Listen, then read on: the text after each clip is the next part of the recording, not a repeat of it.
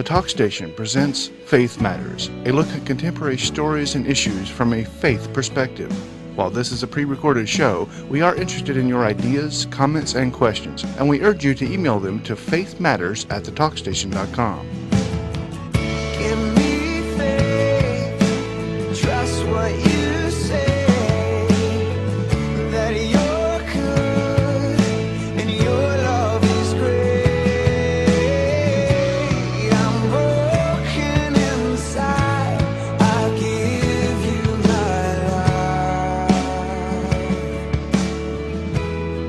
And now, your host for Faith Matters, Ben Ball. Hey, welcome to the program. Good to have you along with us here on Faith Matters on the Talk Station, FM 107 at AM 1240. And I'm joined with Reverend Mark Woods, Dr. Ron Monteperdo, and Reverend Robert Cornigi, who's with us here today and looking at the matters of faith as they present themselves to us in the world that we live in. And we'll talk about some of these issues here today. And welcome, gentlemen. Good to have everybody here. Good morning.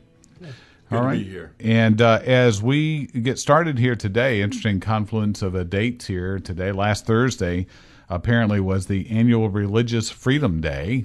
I didn't know that, actually, until I read this article. But it was also last Sunday, Sanctity of Life Sunday, and then you had the March for Life also this week. So interesting comments that are being made across the press. And looking at one that's in the Washington Post, it actually comes from, though, the Religion News Service, which we sometimes read from. Judd Birdsall writes, commentary, Obama's religious freedom record is strong. In his opening paragraph, he says, Barack Obama's critics allege that the president doesn't practice what he preaches on international religious freedom policy. Last week, they pounced on the apparent gap between presidential rhetoric and reality. On Thursday, January 16th, the same day that Obama issued his annual Religious Freedom Day proclamation, Religion News Service published an article highlighting his administration's failure to quickly nominate a new ambassador at large for religious freedom. And further on in the article, it talks about the critics of that. As in his proclamation, it says, America proudly stands with the people of every nation who seek to think, believe, and practice their faith as they choose. He promised that his administration, quote, will remain committed to promoting religious freedom. Critics aren't so sure. The RNS article quotes Georgetown University's Tom Farr as lamenting a continued vacancy, meaning the ambassadorship, will confirm the suspicion that it already exists among foreign governments, persecutors, victims, and American diplomats that the issue is not a priority. So who is right? The author says, yes. They're both right to some degree.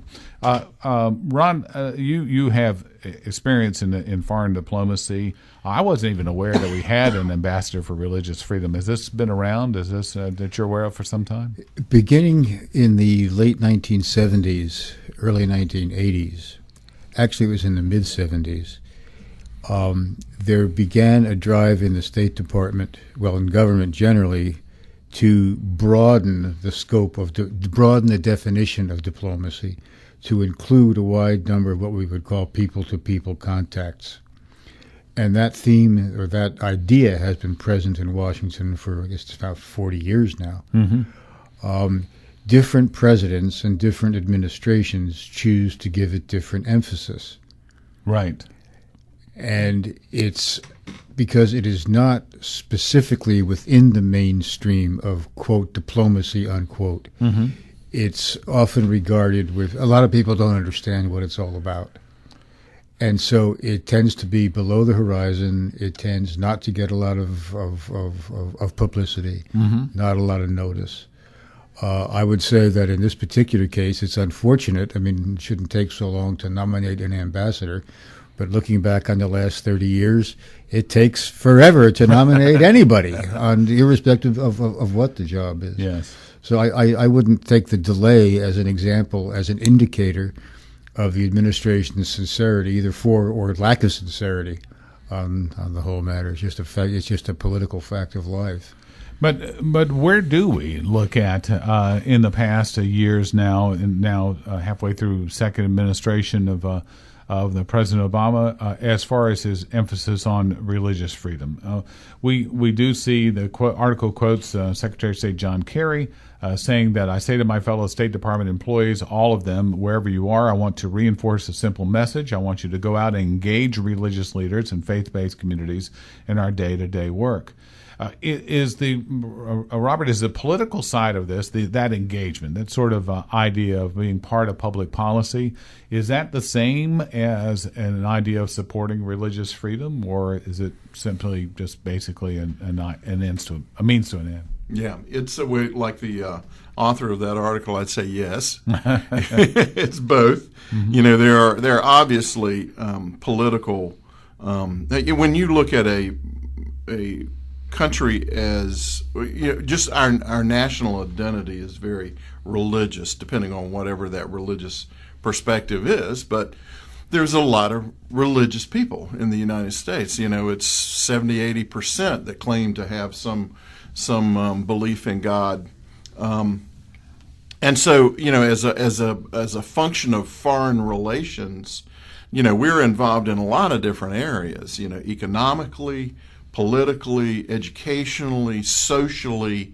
The State Department, I would assume, is one of many arms of our foreign relations outreach efforts. Sure. And they're going to, realistically, you've got to engage the religious communities, particularly when you're going in, religion doesn't just mean Christian. Religion means whatever religious perspective.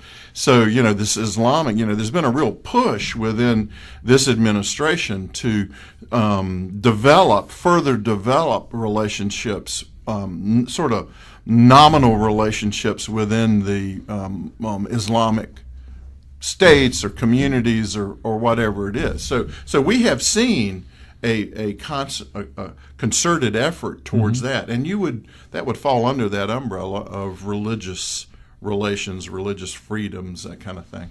I would think, not necessarily just Christian.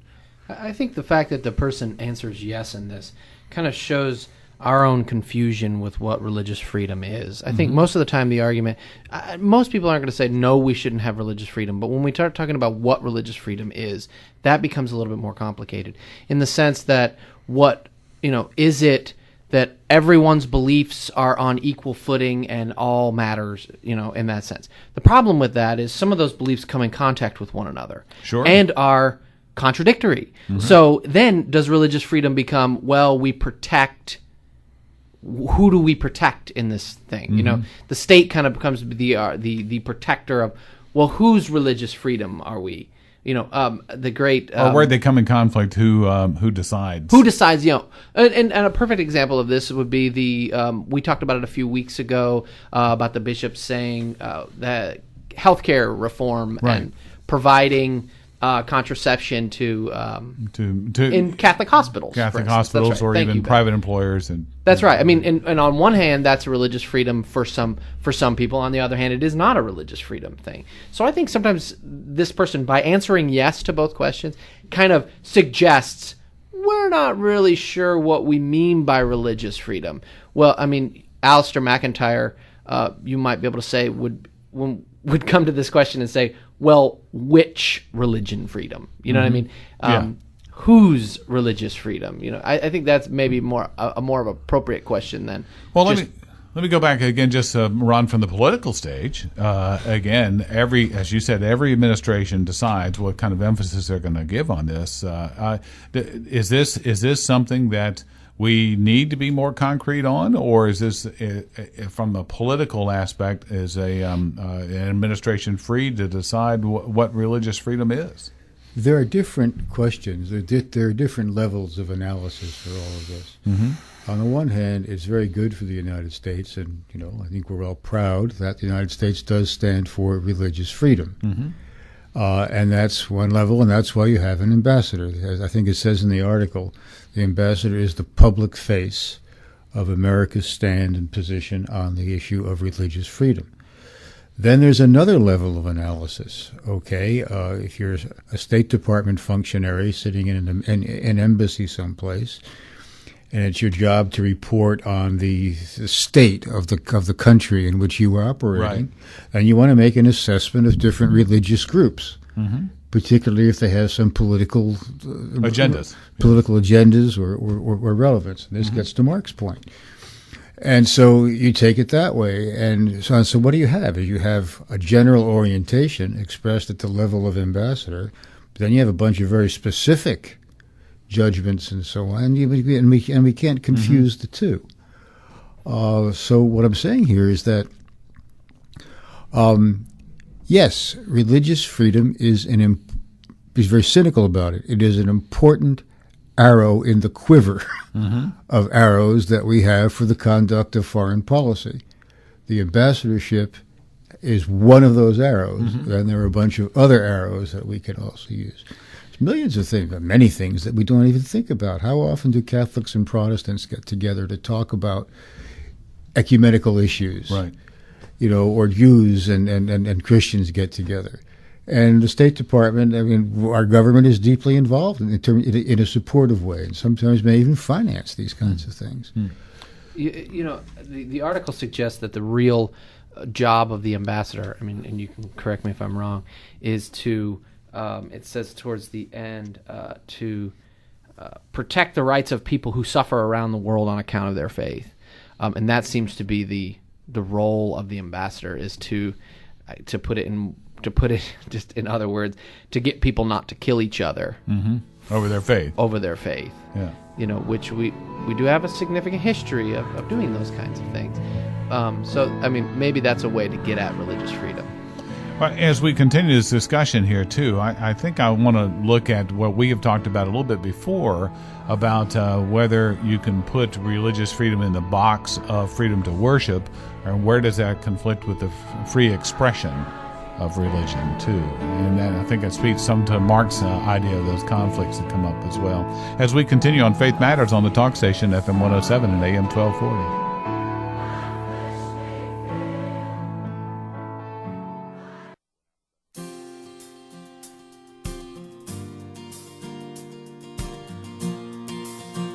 Welcome back to Faith Matters here on the talk station, FM 107 and AM 1240, and I'm Ben Ball with Reverend Robert Cornegy from Chapel by the Sea. We have also Dr. Ron Monteperdo from Carteret Community College and Reverend Mark Woods from Cherry Point United Methodist Church. And we're talking in this first article, we're looking at an article as a commentary on the Obama's religious freedom record. And it's from the Washington Post, but it actually comes out of the Religion News Service as well. And Judd Birdsall, who was a seasoned diplomat, by the way, he's a former U.S. diplomat and current doctoral candidate at Cambridge University. When we talk about these matters, and Robert, let me come to you first, I think. When we talk about these matters of where we are looking at the free expression of religion, perhaps, versus the freedom to worship. And we saw Secretary of State Hillary Clinton mention about freedom of worship. And we commented at the time that, well, that isn't that kind of boxing religion into the four corners of your institution, of your church, right, as opposed to the free expression of religion.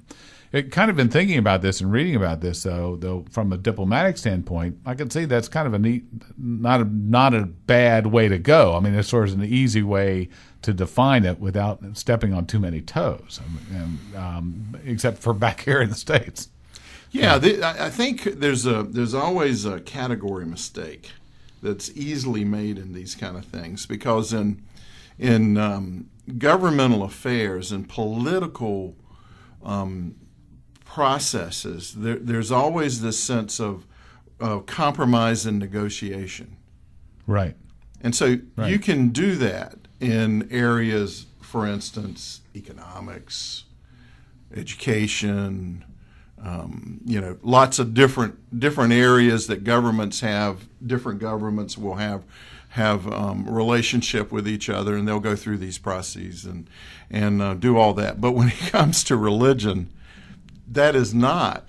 It's more problematic, let's say, in areas of compromise, of negotiation, of consensus. The proponents are not exactly willing participants in and compromise. so that's why that the government involvement when you're, historically we've always had a reasonably bright line between government and religion. I mean, there's always an interaction there, but it's constitutionally we've declared that they're kind of two different arenas.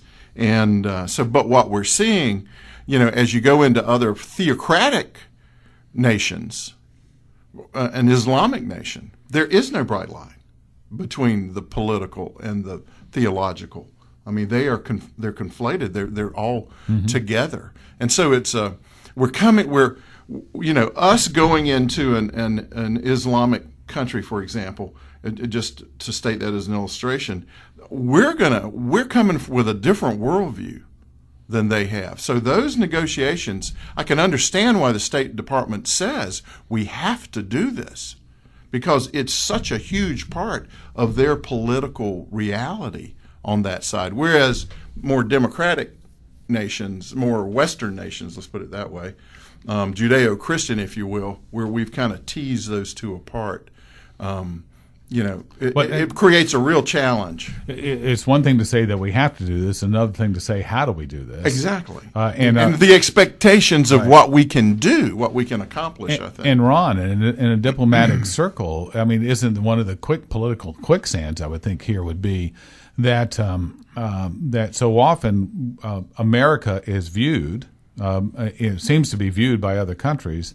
as well, let's put it this way. People who speak out about faith are viewed as representing America in a sense that we often mistakenly look at any Muslim as being like any other Muslim, and difference. And so they might look at somebody who's representing themselves as a religious freedom diplomat as representing religion in America, and the state approved. That's why it's such a ticklish thing to appoint and above all to conduct oneself as an ambassador to freedom of religion, because that's the challenge. The principle is freedom of religion, and you ought to be able to talk to any other head of state or any other diplomat about freedom of religion. And I think you're quite right. And this is no fault of any of the candidates or anything. But they are inevitably going to be identified as part of a larger United States agenda to somehow spread its own religion, or to be anti-Islamic, or to be pro-Jewish, or anti-Hindu, or pro-Muslim, or something. And basically, you can't win. If the religious freedom diplomat, Mark, shows up at your office and you're a diplomat from another country, you've got to they think you're doing something wrong. Yeah, maybe. I mean, especially if their thing is to kind of broker peace between these religious fractions. But that does beg the question of whether it is religion that is causing the problem here, right, or it's actually political identity or nation-state identity. I mean, when the ambassador at large for international religious freedom, their seal is the seal of the United States Department of State. This is not, the cross and flame of Methodism, or anything this else. is the seal of the state. And so I can understand that being very difficult, because it's one that we want to pride ourselves on separation of church and state, and yet here is this ambassador at large for religious freedom suggesting that it is somehow the state's responsibility to broker peace between warring religions. But I'll say my question again, and Ron's going to come after me. And I hope you do, Ron. That's still going to suggest that the problem is religion. The problem is theology. I mean, this is the thing that you're going to hear this all over on the internet and articles about, what causes problem is this religion. Just get rid of the religion, and then you wouldn't have any problems. That presupposes that it is not actually nation-state politics. It is not political identity or even national identity that actually is what starting is actually where the violence is arising from, as opposed to it arising theologically from two differing positions. It's not the job of the ambassador to broker anything. It's the job of the ambassador to uphold the principle of freedom of religion. Now, you can come at it, people with very different views, even conflicting religious views, can come together and have a rational discussion about freedom of religion and how one goes about getting it. I think it was Jacques Maritain who was involved in the Universal Declaration of Human Rights. He said, you can agree on objectives as long as you stay away from the principles that get you to that objective. And you can institute programs and you can do various number of things and avoid that. Now, it seems to me that try to put some perspective on this without really disagreeing with Mark, that's a different question. Mm-hmm. Is it the state that does it, or religion and that whole thing? That it is an effort, part of a larger effort, to create an institutional environment in which a dialogue or discussion can take place. We agree on freedom of religion, and I think it's very good that the United States gets into that. Now, it's very different from saying it's the ambassador's job to promote Christian religion. Mm-hmm. Okay? Right. But what is the view of the one, whoever they're talking to? That becomes, I think, that's a different problem, and that's a different issue, Yeah. and it's very complicated. Well, I'll go. We were talking a bit in the break. I would say that you have also conflicts that are tribal in nature, and that a tribe may identify with a religion, another tribe may identify with a religion, and the concept of either one of them being free to express their religion or freedom to express another religion is pretty foreign. Exactly. Well, and that's why religious freedom, I think, is the right term to use, ambassador of religious freedom. But the really what we're talking about is religious tolerance, and that this is to us with our history, we know we can relate to what that means. But someone in a theocracy where their religion is a part of their identity as a nation. I mean, it's built into their system. There's some big ground to cover right there. There's some processing that needs to go on there. So we can advocate for religious freedom, but I mean, a minor book that I've read, I've recommended to y'all before, that In the Land of Blue Burqas. So the young lady who spent time in Afghanistan writes about how it was just a foreign concept. I mean, they just had no thought that this could even exist, and why would it exist that you would have freedom of religion? They didn't understand why it would be desirable. Because in the context of the Muslim way of things, just like Christianity, Muslims are a community, and the head of the community is the head of the community, and the head of the community makes the decisions for the community. Hence, we have the term caliph, and and one of the things that so-called Muslim fundamentalists want is the restoration of community under a caliph, caliphate.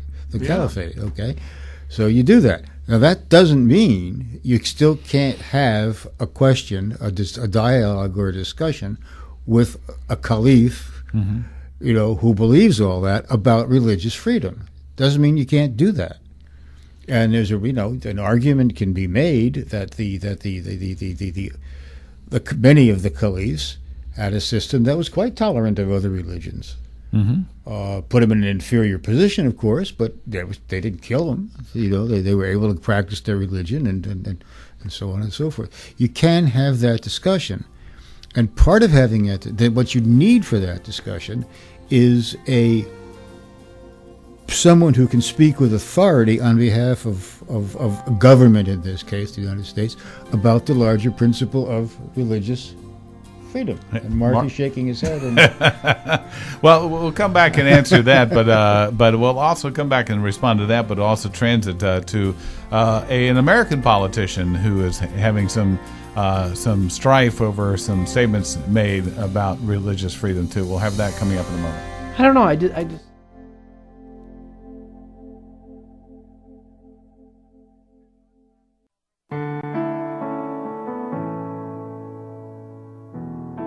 Welcome back to Faith Matters here on the Talk Station, FM 107 and AM 1240. I wouldn't allow the guys to get into it during the break, so I figured let's just get right back into our discussion here. So, and Mark, you were shaking your head that what Ron was postulating there is. I might be misunderstanding Ron. I tend to do that when Ron and I discuss things, but the idea of someone outside of, say, the caliph and the Catholic priest discussing with one another. There's some kind of over person, like the state. An arbitrator? An arbitrator doing that in a position of authority, which is what Ron said, terrifies me to death. because what that does is that places the state in a position to where they can make the decision and they can somehow be the protector of these two differing theologies. And to me, that places the state in a position that I frankly do not want the state in. Mm-hmm. And I think, it seems so, I'm going to use a philosophical word, it seems so Hobbesian in that way that there's, Thomas Hobbes, that we have these Everybody go Google that. You'll find out. We'll have these warring parties, and then we need the state to just protect all of us. Mm-hmm. That does not seem helpful, because what I am suggesting is it is actually the state that is perpetuating the disagreements and the violence, not specifically theological debates that are doing that. I mean, I know and I understand that might be a different way, but perhaps Ron's suggesting something different. But I don't want the state arguing, settling debates or opening even debates or even moderating. What was the word you used, Ben? Arbitrating. Yeah, arbitrating between two differing theological positions. The state can rule on my crimes, but not on my sins. That's right. I don't think I want that either. But we're talking here about the appointment of an ambassador for religious freedom. All right? And what I'm talking about is the larger issue of religious freedom. The state is not supposed to arbitrate what is or what isn't truth in our tradition. In other traditions, that is the role of the state. That's exactly right. Okay. Now, so the problem is, how do we deal with people coming from these different perspectives? Well, conflicting roles of state. The different, yes. The problem is, if we all want to get along in this world, how do we go about dealing with the frictions that inevitably arise as a result of these different worldviews? I personally think it makes sense for stakeholders involved to appoint or whatever people who can speak to the larger issue that becomes of the value. How do we promote the value of religious freedom? Well, Robert, I think this goes back actually to some of your original statements about the difficulty that the state is in trying to decide what is a political agenda and what is a religious agenda. Yeah, the state has to tread very carefully here. It really does. And I would say and again, this is from my perspective, but the ones who need to be doing this I think this is what you're getting at, are the ones who are actually involved in the debate. And if there's going to be a facilitator, might be a better word than an arbitrator, Right. Someone who is going to maybe create an opportunity for the discussions about religious freedom, that kind of thing. We might be looking at a more realistic job description than what I think you're implying, that this position is one that can go in and in some way force them to negotiate some kind of compromise. Which it is not. Right. It might be helpful. The four jobs, I guess, or what the United States, this Department of State and International Religious Freedom says: to promote freedom of religion and conscience throughout the world as a fundamental human right and as a source of stability for all countries. Number 2, assist emerging democracies in implementing freedom of religion and conscience. Number 3, assist religious and human rights NGOs in promoting religious freedom, and then to identify and denounce regimes that are severe persecutors on the basis of religious belief. That's on the front of their website. That's their 4 main premises of why this religious this bureau exists. This bureau. Thank you for the language, Ron. That this bureau exists.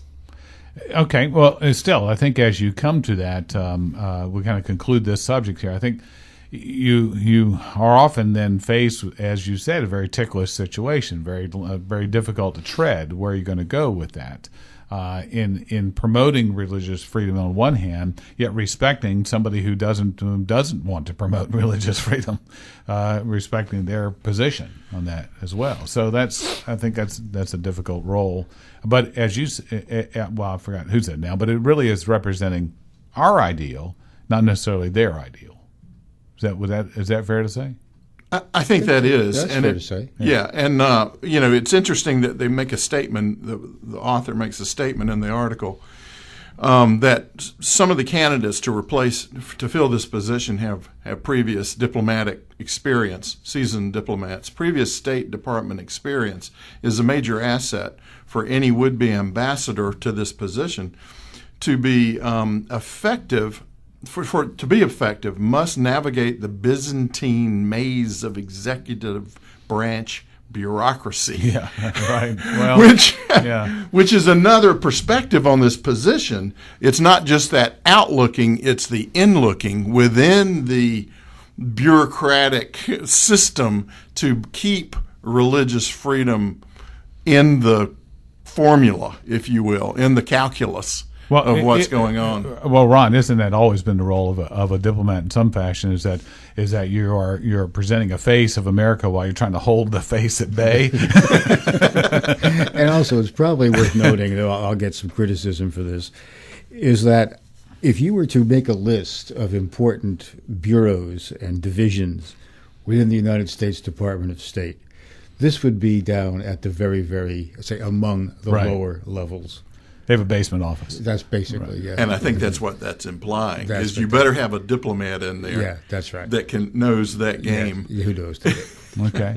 Well, someone who you would think would know the game in some fashion is certainly in New York, where Andrew Cuomo gave a radio interview where he and we'll quote him in this as well, where he talks about people who have what he considers to be extreme positions and extreme positions on abortion, or extreme position on right to life or gun rights and anything else, that they're not welcome in New York.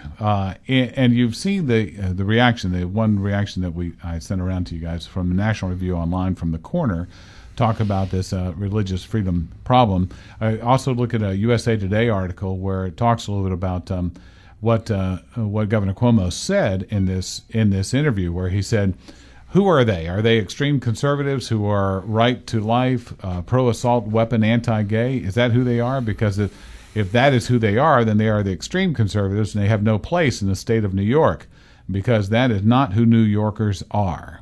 The governor go out on a limb there, Robert, or saw off the limb? Or, yeah, he's already dialing that one back. They were his people are working on that one, trying to dig him out of that one. Well, I'll comment on that in a minute, because I don't think they necessarily did a very good job. They didn't. No, of digging him out on that. No, they didn't. Now he was talking about, and I'll quote the USA Today article. It says, during the interview, Cuomo detailed what he sees as a schism in the state's Republican Party, in which extreme and moderate factions are battling to define the party's ideals, and that's where the quote then starts to say, who are they? Are they extreme conservatives?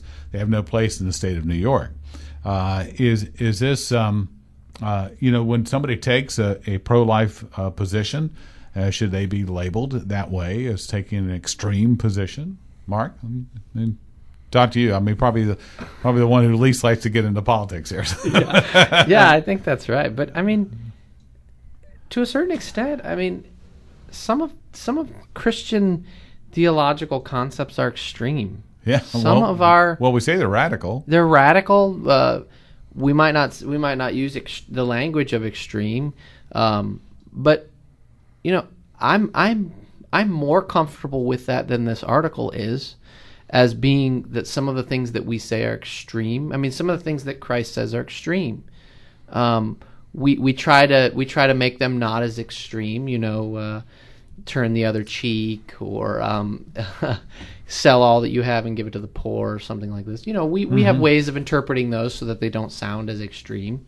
But I'm not. I was confused at why he would backpedal from that. Why that would be a problem to say something like that, because that might be precisely. Those who are being called extreme might own a kind of extremeness. Right. Does that make sense? I mean, But I know that's does that make not, them- not a very popular position. Does that make them unwelcome in a Yeah, political discussion? I think that's the larger issue. Yeah. You know, first of all, You're not Governor- at the table any longer. Governor Cuomo comes from a family. Well, his father had a similar habit of shooting himself in the foot and saying that it says. And as a native New Yorker, I feel Right. a certain Me too. Yes. le- Well, Mary legitimacy Cuomo, in he wanted to making- run for president, and that's where Yeah. he did shoot himself in the foot. Yeah. Well, you know, it's one thing to say people who believe X, Y, or Z are extreme. Mm-hmm. It's quite another to say they have no place in the state of New York. Now, what are we going to do? Does that mean we're going to just expel them, send them to New Jersey? You know, or They might have a God forbid, They might have a North traffic Carolina. problem getting there. Though. You see, what does that mean? Or are we going to shoot them? Well, here I want to go to actually one of the ways that that one of his aides is trying to backpedal from this, or trying to frame this in a different light. And I said I don't think it actually helped any.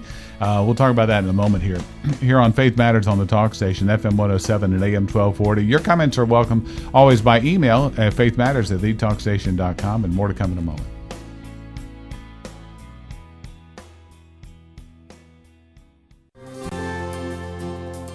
And welcome back to Faith Matters on the Talk Station, FM 107 and AM 1240. I'm Ben Ball, along with Reverend Mark Woods, Dr. Ron Monteprado, and Reverend Robert Carnegie, who's with us here today as we are talking about matters of faith. We were brought up at the end of the other segment about Governor Andrew Cuomo in New York, speaking about what he called as extreme views as not being welcome in New York.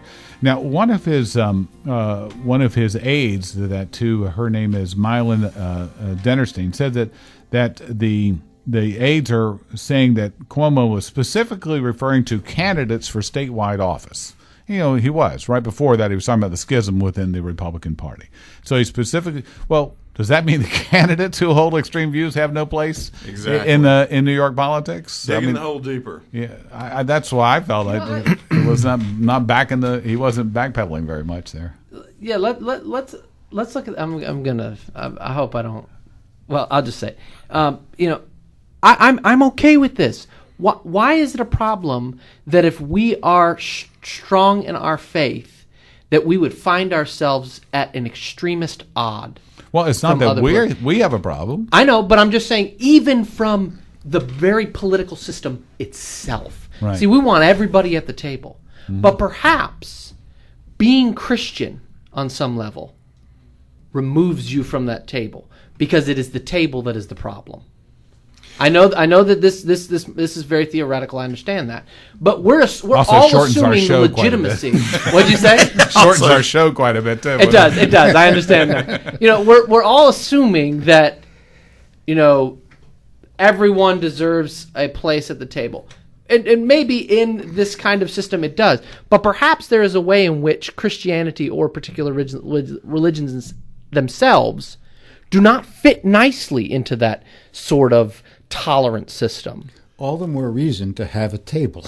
That's exactly right. And you know, Okay, that's- maybe, Ron. I think part of it is just the hypocrisy on display of the governor in his position. Because look, I used to be a liberal before I became a conservative, so I know how I felt back then, and I was for the underdog. I was for the minority. I was speaking up for the downtrodden and those that didn't have a voice. And he's just declared that the minority, the ones who were not in the mainstream, should be eliminated from the process. Basically, I'm being hyperbolic a little bit. But even if it refers to candidates, I mean, it's still Yeah. just talking about eliminating. Yeah, the process. it's just perplexing. That's I think for the fun of this is kind of pointing out the disconnect between liberal ideas and liberal actions. What actually happens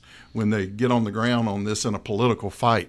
I'm going to just go out on a limb and say that I think, frankly, this is a storm in a teacup. A politician made a statement that was designed to appeal to his constituency. It was designed to exacerbate, make worse the differences in the Republican Party in the state of New York and nationally. It was not a well thought out thing. And, we can invest it with all kinds of religious and philosophical and ideological significance, which I think in this case it doesn't have. At its worst, it is a statement, it is an ideological statement that by definition rules out anything and would take us away from the table, anything that is not part of a particular orthodoxy. No one at this table in this room believes in that. I don't think that there are very few people in America who believe in that. And I think, frankly, that we've just taken it all out of proportion. So basically, it's a statement that will just disappear into the ether. I think it'll disappear into the ether, and we should all have a good laugh about it and say, boy, he did it again. He has a real knack for beating himself over the head. The difficulty is that it comes from the governor. It's not just me saying it, and it comes from the governor. It comes from the leader of his party. Well, governors need love and understanding. Governors need love and understanding, too. Well, it's interesting because one of our parishioners in our congregation is a young man from, I'm probably going to not pronounce it right, Rochester.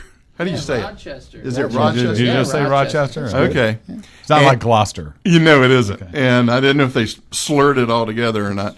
But and he's in the process of getting ready to move. He was considering whether he was going to move back home for a while. Mm-hmm. And this has made him decide that he is. And he is, because he is the caricature of what the governor was disclaiming. So he's decided we need a mass migration of pro-life gun and people moving into New York. Now, I'm going to make a segue back to our previous segment here, in a sense, because Sean Hannity, who's commentator on our station in the afternoons, says he's moving out of New York as soon as he can sell his house.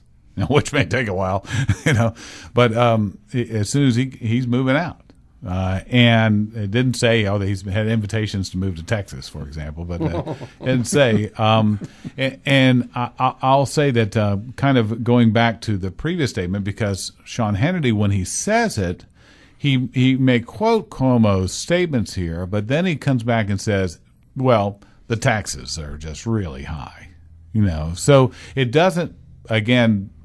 Ends up being not so much about the religious freedom or to have a point of view of a pro-life position, but it is about a 10% tax, state tax, and also New York City taxes and other taxes. And it says that out of his income, 61% goes to taxes. So this was the straw that broke the camel's back. So this is a kind straw of thing. This is an example of what is sometimes referred to as Aesopianism. What you're talking about is really not what you're talking about. Right. Which I think comes down a lot to our last discussion, really, when we're looking at whether some nations practice religious freedom or not. It may actually come down to really more of a power struggle. And it's a different, Mark, as you were saying, and more of a state issue here. And I think that this is actually he's exacerbated an issue that was already sore about New York politics. And so for New Yorkers, I think it may say something. But it's interesting to hear you say, Robert, somebody's going to move back to New York to fight it. It's funny because it really has. His intention, I think, was to sort of drive a wedge to divide the Republican Party, but actually it's done just the opposite. Right. It's when you get out into those extremes. When your friend gets an estimate of what his taxes will be up there. Yeah, there may be another. He may change his tune. No, I think he's willing to sacrifice to take on the issue. Yeah. Right. That's why there are many people have moved to North Carolina for just right. the mirror image of that reason. Yes, exactly. Yeah. Exactly. Now, it's interesting when he looks at, because the discussion was again about politics in the state and schism within the Republican Party, and we see that there are discussions across both parties about difficulties that both parties have. And you just came out in the news in the last day or so that even Senator Kay Hagan now is going to have a Democrat opponent in the primary. Now, it's a guy who's never been in politics before, but he's from nearby. He's in Pender County, not too far away. And he says that his name is Will Stewart. He is a computer repair, a website building business, carpenter. And on his website, he says that he believes that Senator Hagan is just politics as usual and the status quo, and that he lists campaign finance reform, stopping the Patriot Act renewal in 2015, and decriminalization or legalization of marijuana as his platform of issues there. So he's going left. So he's of going her. left of her. Mm-hmm. Yeah. So in some sense there. So again, when a governor like that speaks of trying to brand a party issue, there's always somebody on the left or the right that's going to challenge that. In the same way here.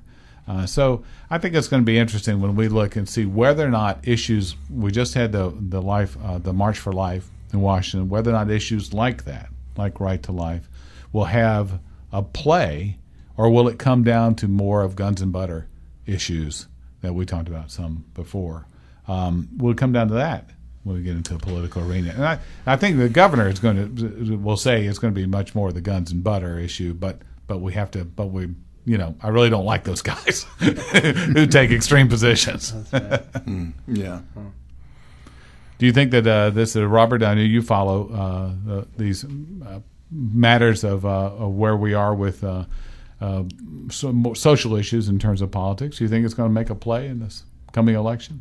I mean, between Obamacare and other issues as well. Well, I don't know that they're going to be in the between the two candidates, whoever those two wind up to be, but it will be in the process of getting there. Mm-hmm. It always is, and because those are base issues.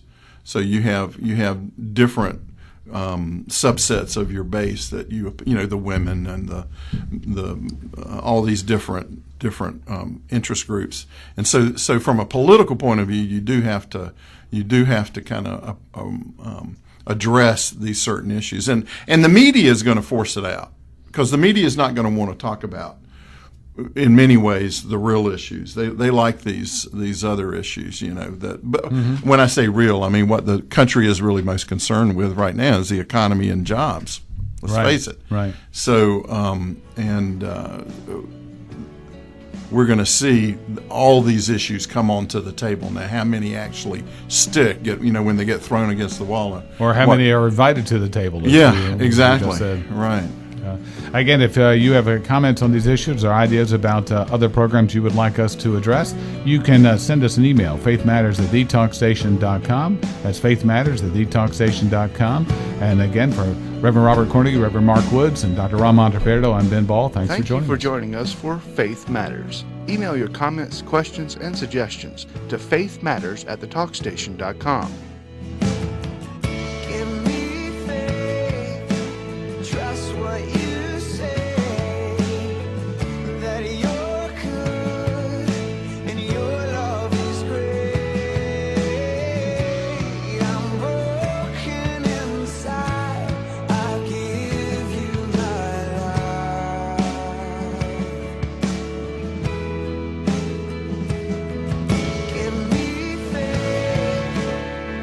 Faith Matters is a production of the Talk Station.